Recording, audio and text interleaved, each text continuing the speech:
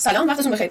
توی این ویدیو راجع به آزمون آیلتس جنرال یه سری توضیحات بهتون میدم که چه بخشایی داره، چقدر تایم دارید، به چه سوالایی باید جواب بدید و اطلاعات کلی رو بهتون میدم که آشنایی داشته باشید با آزمون آیلتس جنرال. خب آزمون آیلتس هر چهار تا مهارت رو از شما امتحان میگیره، یعنی اسپیکینگ دارین، لیسنینگ، ریدینگ و رایتینگ دارین.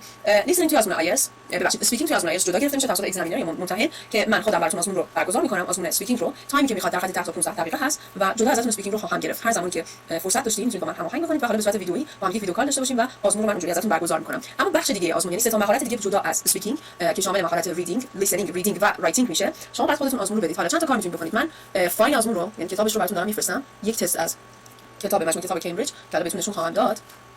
چیزی میتونم نشون بدم. کتاب آیلتس حالا دو بخش جنرال اکادمیک هست، مال دانشگاه کمبریج هست و کتابی که من براتون در نظر گرفتم آیلتس جنرال هست و شامل 16 هستش. حالا من فایلش هم براتون میفرستم، ولی فعلا فقط آزمون رو میخوام براتون بفرستم. شما میتونید کتاب رو به صورت کاغذی تهیه بکنید، احتمالاً براتون اینجوری راحت تره.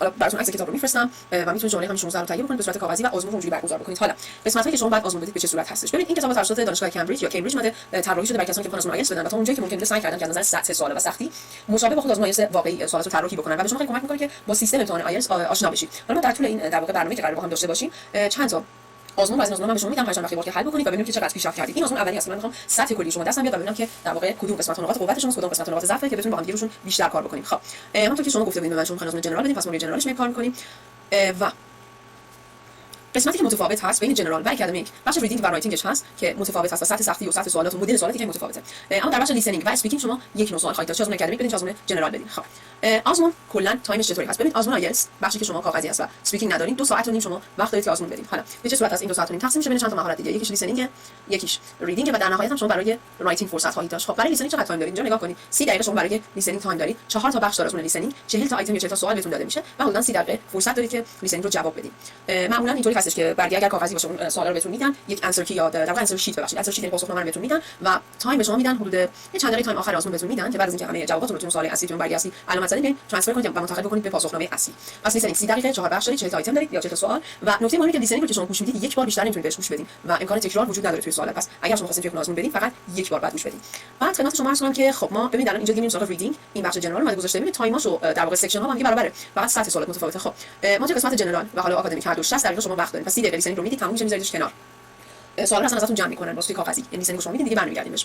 سوالای ریدینگ رو به شما میدن، شما 60 دقیقه یا 1 ساعت فرصت دارید، 3 بخش داره معمولا و 40 تا آیتم بخش ریدینگ داره که دیگه اینجا 1 ساعت وقت دارید تمام سوالات رو بخونید، متن رو بخونید و به سوالا پاسخ بدید. پس یادتون باشه 30 دقیقه برای لیسنینگ فرصت میذارید، 1 ساعت برای ریدینگ و بعد در نهایت ریدینگ رو هم که انجام دادید تایم چک کردن بهتون دادن میذارید کنار، ریدینگ رو میذارید سراغ بخش رایتینگ. پس یادتون باشه این تایم قبلی که تموم شد دیگه برنگردید به لیسنینگ و ریدینگ، مثلا که شما سوالا رو دست خودتون دارید چون تست آزمون بدید. حالا توی بخش رایتینگ what do you do؟ توی رایتینگ شما 2 تا تاسک دارین and 60 minutes time دارین، 60 دقیقه وقت با 2 تا تاسک. یه تاسک 1 دارین و یه تاسک 2. تاسک 2 اهمیتش از تاسک 1 بیشتره، 2 برابر تاسک 1 اهمیت داره از نظر نمره و توی تاسک یک معمولا شما یک نامه بعد بنویسید، توی تاسک دو معمولا یک متن، یک تکست رو مثلا کاری که توی کلاس کردین و تکلیفی که داشتین یک تکست رو بعد بنویسید، حالا راجع به موضوع نظر بدین، صحبت بکنید و ممکنه راه حل ازتون بخوان ارائه بدید.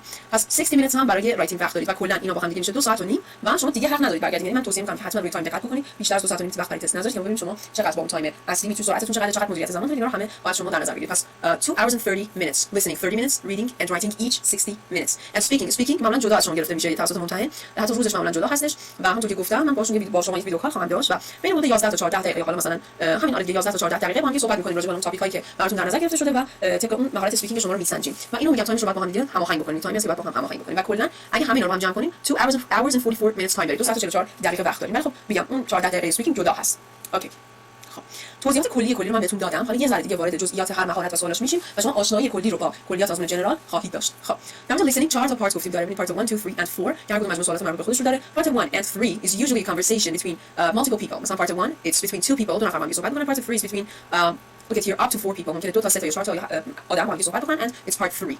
Now what about part 2 and 4? In part 2 and 4 we have a monologue, only one person speaks. یک مونولوگ داریم، یه نفر فقط صحبت می‌کنه and you should listen and as you listen you should choose the correct answer. شما در حین گوش دادن باید پاسخ صحیح رو پیدا کنید. همونطور که گفتم you can only listen to it one time, once. You're not going to be able to listen to the questions more than once. At the end they give you about 10 minutes to transfer your answers to the answer sheet.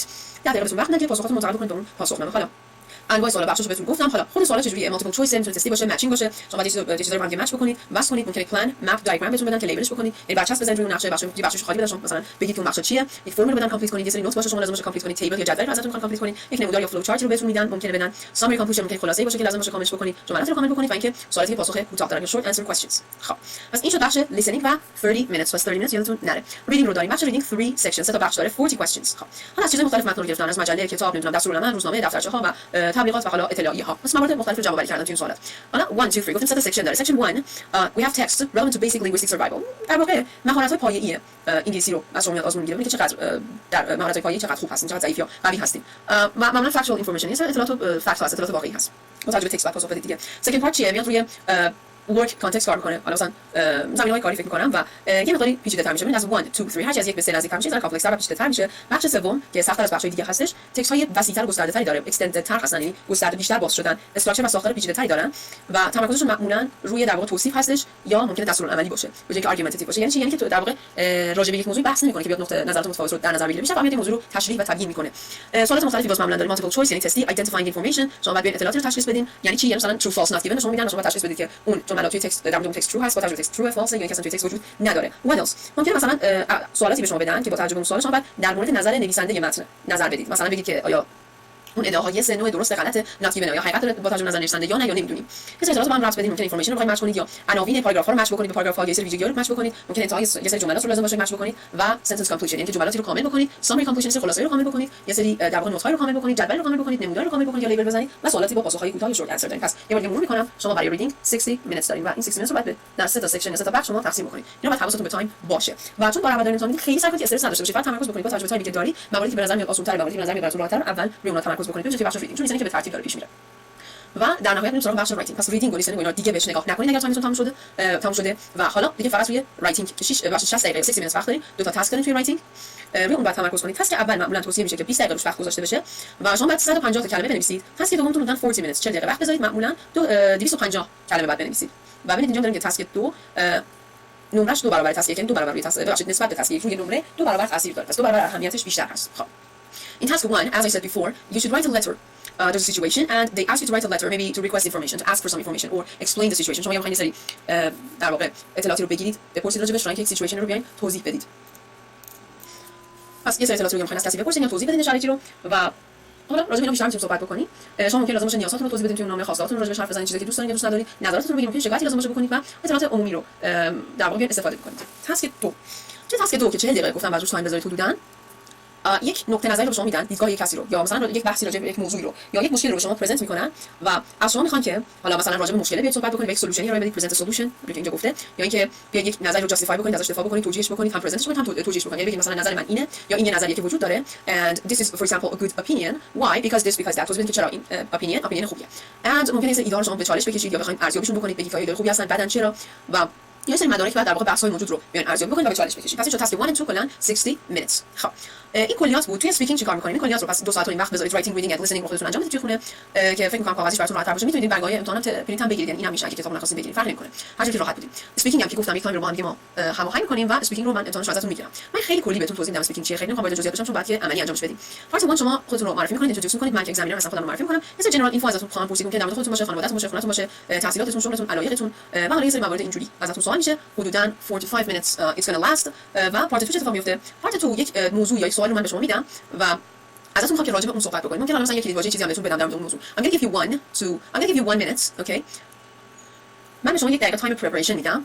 این 1 minute time preparation بهتون میدم، یک دقیقه تون وقت میدم چه امتحانه آیلتس واقعی به شما یک کاغذی هم میدم، ممکنه شما بخواید یه سری نوت بردارید. پس یک دقیقه تایم پریپریشن و نوت برداری دارید که خودتون نوت‌ها رو بنویسید که چه چیزی میخواید در پاسخ به موضوع به من بگید. بعدم در حدود 1 تا 2 دقیقه تایم صحبت بهتون میدم. 1 تا 2 minutes شما تایم دارید که در واقع صحبت بکنید راجع به اون موضوع. پس اینجا حدوداً 3 دقیقه طول میکشه. پارت 3 چه اتفاقی میفته؟ این پارت 3 ما دوباره میام همون موضوع 2 رو بیشتر راجعش بحث می‌کنیم. یه مقداری شاید بیشتر روش ریز بشیم، بخوایم سوالات دیگه رو راجعش پاسخ بدیم. همون 2 بیشتر میام حرف میزنیم. حدوداً 4 تا 5 minutes طول میکشه و این میشه بخش اسپیکینگ شما. پس پارت 1 جنرال اینفو راجع به خودتون، پارت 2 یک موضوعی که حالا توی امتحان انتخاب شده و پارت 3 راجع به موضوع بیشتر می‌خوایم با هم دیگه بحث بکنیم. مواردی که به طور کلی توی اسپیکینگ مهم شما داشته باشین، یکی فلوئنسی، چقدر زبان صحبت می‌کنید، یه چقدر گیر ندارین توی صحبت کردن، برابر هستید، لکسیکال ریسورس و در واقع منبع لغت شما که چقدر لغت بلدین، چقدر لغت مختلف میتونید استفاده بکنید که حالا باز اینو باید با هم دیگه ما اساس بکنیم هر جلسه که ما هم جلسه داریم و این بیشتر راجع به توضیح میدم که چه کاری کرد که من مثلا ممکن لازم باشه برنامه بهتون بدم، کتابی معرفی بکنم، بگم مثلا این لغت رو بخونید یا خودم بهتون درس میدم. گراماتیکال رنج گرامر شما چه طیفی از گرامر رو باهاش آشنایی دارید میتونید استفاده بکنید. این توی لیسنینگ بخش توی اسپیکینگ مهمه و حالا با این جلساتی اصلا ممکن من بهتون تدریس بکنم مثل گرامری که شما کمتر باهاش آشنایی دارید و بهتون تمرین بدم و با هم دیگه کار کنیم. اکورسی یعنی که شما چقدر درست میتونید صحبت بکنید، غلط‌های کمتری دارید. اکورسی رو ما هم هر جلسه که داریم مشابه اون چیزی که توی کلاس داشتیم من ایراد شما رو خواهم گرفت و بهتون میگم که ایراد چی هستش و درستش چیه. پرونانسیشن با همین ترتیب هست. پرونانسیشن شما باید خوب باشه. حالا هر زمانی که شما پرونانسیشن ایراد داشته باشید و با من صحبت می‌کنید من اون پرونانسیشن شما رو در واقع گیرش رو پیدا خواهم کرد و هم لحظه بهتون میگم. یعنی بحث فلوئنسی، اکورسی و پرونانسیشن همچنین نانستاپ در جریان هست توی جلساتی که ما خواهیم داشت. در مورد لکسیکال ریسورس گراماتیکال رنج هم کنیم با هم دیگه بررسی می‌کنیم ببینیم که شما در واقع دانشتون چه حدیه، کجا نقطه ضعفتون کجاست، کجا ضعف دارید و اونجا رو سعی کنیم روش کار بکنیم، جایی که نقطه قوتتون که سعی کنیم تشویقتون بکنیم که ازش بیشتر استفاده بکنید. خب این بخش راجع به در واقع اسکور و امتیازات آیلتس هستش که الان از 0 البته برای کسی که شرکت نکرده از 1 تا 9 به شما امتیاز داده میشه. بالاترین امتیازی که کسی بتونه آیلتس بگیره چه جنرال چه اکادمیک 9 هست و پایین‌ترینش هم 1. شما در این محدوده مد نظرتون بود و من گفتم که 6 می‌خواید بگیرید. 6 رو به شما میگن کامپیتنت یوزر، یعنی یک کاربری هستین که زبان رو میتونید خوب استفاده بکنید. کامپیتنت هستین، هنوز به خوبی شما 7 نیستین، گود یوزر نیستین، ولی در واقع قابلید، یک کاربر قابل یا توانا که میتونه زبان رو استفاده کنه و فکر می‌کنم که برای شما خیلی سخت نخواهد بود که 6 رو بگیرید. ممکن حتی یه سری ایناکورسی، ایناپروپریسی ممکنه که غلط داشته باشین، ایراد داشته باشین، میس اندرستندینگ ها، سوء تفاهمات پیش بیاد، ممکن جایی درست متوجه نشین. اما به صورت عمومی شما زبان نسبتا پیچیده رو میتونید به کار ببرید و توی شرایطی که باهاش آشنایی دارید و مثلا شرایط عمومی هستش میتونید از زبان انگلیسی به خوبی یا نسبتا به خوبی میتونید استفاده بکنید. حالا میتونید نگاهی به این در واقع نمرات دیگه هم داشته باشید. من فقط خواستم کلیه این رو هم دیده باشید که اسکورها هر کسی که هر اسکوری میگیره چه جوری تعریف میشه، مشخصاش چیا هستش. و خب این توضیحات کلی بود. حالا یه سری توضیحات ریز راجع به انواع سوال‌ها داده. ببینید مثلا توی آزمون ممکنه یه سری سوال بیاد که شما که جواب رو فقط لتر بدین، یعنی ABCD ممکنه بخواد یا رومن نیومرال، یعنی عددهای رومی مثلا 1 2 اینجا براتون نوشتم 3 4 5 اینا. یعنی عدد میخواد ازتون یا لتر میخواد ازتون، فقط شما توی جواب یه عدد یا یک حرف یک لتر بعد بنویسید، فقط و فقط بیشتر هم بنویسید، اون از دست میدید. یه سری سوال هست که مثلا ورد یا نمبر میخواد، یعنی در به صورت عددی یا کلمه‌ای شما جواب رو بدید. میتونید جوابتون رو آپر کیس بنویسید، همه با حروف بزرگ یا حروف کوچیک لور کیس بنویسید، هیچ مشکلی نداره. میتونید یه موقعی مثلا توی پرانتز چیزایی رو بنویسید، لازم نیست ولی قابل قبوله در کنار جواب اصلی. بعد ممکنه جوابایی باشه که مثلا دوگانه باشه، حالا به هر دلیلی هم این جواب هم جواب شما یه اسلش میذارید، مثلا می‌نویسید این جواب و این جواب کنار هم می‌ذارید. گاهی سوالا یک تعداد خاصی به شما کلمه میده، میگه بیشتر از مثلا 2 کلمه یا 3 کلمه حق ندارید بنویسید. اینجوری مثلا شما میگه no more than 3 words. خیلی مهمه، خیلی باید بهش دقت کنید توی سوال. مثلا ممکنه جواب باشه black leather coats، شما اگه بنویسید coat of black leather تمام، با اینکه جواب درسته چون 4 کلمه نیست، نمرتون از دست میدید. پس تعداد کلمات مهم است. بعضی وقتا جا خالی میده complete gap میده، شما فقط جوابی که توی جای خالی است، مثلا in the blank، جواب blank چی هستش؟ مثلا morning. دیگه نمی‌نویسید in the morning، فقط morning رو بنویسید. دیگه اسپلینگ مهمه که اسپلینگ درست داشته باشین. حالا اسپلینگ ممکنه اسپلینگ US یا UK باشه، یعنی کلمات بعضی وقتا اسپلینگشون بر اساس اینکه آمریکایی نوشته میشن یا انگلیسی فرق می‌کنه یه ذره، ولی هر دوش قابل قبوله. بعد دیگه بعضی مثلا خلاصا abbreviation، مثلا something تو انگلیسی ما something رو something اینجوری هم می‌نویسیم، مثلا اینا استاندارده، همه می‌شناسنش، این اینطوری هم بنویسید قابل قبول هستش. خب این واسه انواع سوالات بود. توی لیسنینگ و ریدینگ البته این سوالات به این صورت هستن. توی بخش رایتینگ هم در واقع توضیحاتش رو دادم، دیگه توضیح خاصی نیست، شما باید آزمون رو بدید، رایتینگتون رو انجام بدید و من راجع به اونا باهاتون بیشتر صحبت بکنم. خب یه نکته دیگه هم راجع به نمره‌دهی آیلتس این هستش که امتیازات شما اینطوریه که هم بر اساس مهارت، مثلا لیسنینگ نمیدونم ریدینگ یه خدمت شما عرض کنم که رایتینگ و حتی اسپیکینگ میان بهتون امتیاز میدن. خب مثلا چه میدونم 5 6 7 6 و نیم مثلا، بعد یه اوورال بند اسکور هم بهتون میدن. خب یعنی میانگین اینا من نگاه میگیرین اینا چند میشه، شاید مثلا 6 بشه نمیدونم. پس هم امتیاز در واقع هر مهارت رو جدا بهتون اعلام میکنن و هم امتیاز کلیش رو. و حالا بسته به اینکه شما این آیلتس رو برای کجا میخواین و برای چه جایی میخواین، گاهی ممکنه اوورال مهمتر باشه، گاهی ممکنه یک مهارت خاصی مهمتر از اوورال باشه و اون مهارت رو اگه شما نمره‌اش بیارید ارزشش برای اون مؤسسه یا اون مکان بیشتر باشه. خب این در واقع توضیحات کلی امتحان آیلتس بود که شما آشنا بشید که چه بخشی داره، چه تایمی داره، سوالات چه جوری هستش.